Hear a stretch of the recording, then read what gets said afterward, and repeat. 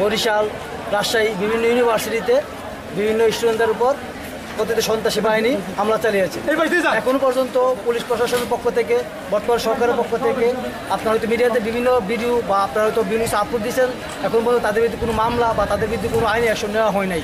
তাহলে কি এই দেশের ছাত্ররা কি অনিরাপদ? আমরা কি কোনো অন্যায় কোনো আচরণ ছিলাম? আমরা কি কোনো বিশৃঙ্খলা ছিলাম না। এখন হয়তো আজকে আমাদের কর্মসূচি ছিল ওই তাদের এখানে হামলা হওয়ার কারণে কিংবা আমাদের মার্কশিটও হামলা হয়েছে, কুমিল্লা ভিক্টোরিয়া সরকার কলেজে হামলা হয়েছে, কুমিল্লা জেলা স্কুলে কোমলমতি শিক্ষার্থীর উপর হামলা হয়েছে। আমরা জানি না তারা কারা, নিশ্চয়ই তারা সন্ত্রাসী ছাড়া আর কেউ ওই হামলা এই ধরনের হামলা কেউ চালাতে পারে না। ওই এর প্রতিবাদ স্বরূপ আমাদের আজকে বিক্ষোভ কর্মসূচি ছিল। বিক্ষোভ কর্মসূচি স্বরূপ আমরা বিশ্ববিদ্যালয় থেকে আমরা এই কুমিল্লা বিশ্ববিদ্যালয়, কুমিল্লা ফুটবল বিশ্ববিদ্যালয় আমরা উত্তীর্ণ হয়েছি। আজকে যে ঘটনাটা ঘটানো হয়েছে হয়তো কোমলমতি শিক্ষার্থীদের কি করে লেগেছে হইতে পারে। এই জন্য আমরা যারা আন্দোলনকারী ছিলাম আমরা খুবই দুঃখিত। আশা করি পুলিশ প্রশাসন আমাদের সব দিক দিয়ে সাহায্য করবে এবং আপনারা মিডিয়ারও ছিলেন, আপনারা সবাই অলরেডি আপনারা কি মনে করছেন যে আপনাদের এই আন্দোলনের ভিত্তিতে একটা ভিন্নতা মহল আপনাদের আন্দোলনে কি ঢুকে পড়ে একটা আন্দোলনটাকে বাধাগ্রস্ত করার চেষ্টা করতেছে? এটা হইতে পারে।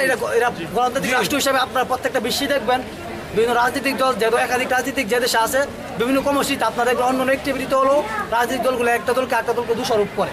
এটা নতুন না, কিন্তু আমাদের আন্দোলন ছাত্র আন্দোলন, আমাদের আন্দোলন কোটা বৈষম্য বিরোধী আন্দোলন, আমরা ওদের কোনো রাজনৈতিক কোনো আন্দোলন নেই। সেক্ষেত্রে পরবর্তী পদক্ষেপগুলো কি থাকবে আপনাদের? এই যে আমাদের বিক্ষোভ কর্মসূচি সম্পর্কে আমরা সমন্বয় সেটা সিদ্ধান্ত করে জানি বা যা জানানো হয় আমরা ওটা মতো পালন করি।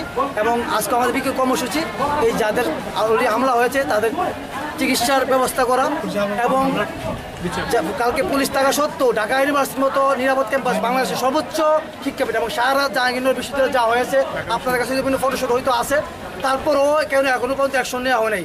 তাছাড়াও পাশাপাশি বিভিন্ন রাজনৈতিক দল কেন ইন্ধন দিচ্ছে এটা আপনারাও দেখবেন, কারণ আমরা কোনো মতো স্টুডেন্ট, আমরা কোনো রাজনৈতিক দলের পক্ষপাতিত্ব করি না। আমাদের আন্দোলন ছিল কোটা বৈষম্য বিরোধী। কেন রাজনৈতিক দলগুলো আমাদের এখানে আসছে বা ইন্ধন দিচ্ছে বা কেন ইন্ধন দেওয়ার মতো অভিযোগ উঠতেছে এটা আপনারা খতিয়ে দেখবেন এবং তাদের বিরুদ্ধে যাতে সরকার বা আইনি ব্যবস্থা নেওয়া হয় পদক্ষেপ নেবেন। কোনো রাজনৈতিক দল যদি আমাদের আন্দোলনকে অন্যদিকে মোটিভেট করার চেষ্টা করে আমরা এটাকে প্রতিহত করব। প্রশাসনের পক্ষ থেকে আপনাদের সাথে এই পর্যন্ত আপনার যে মহাসড়ক অবরোধ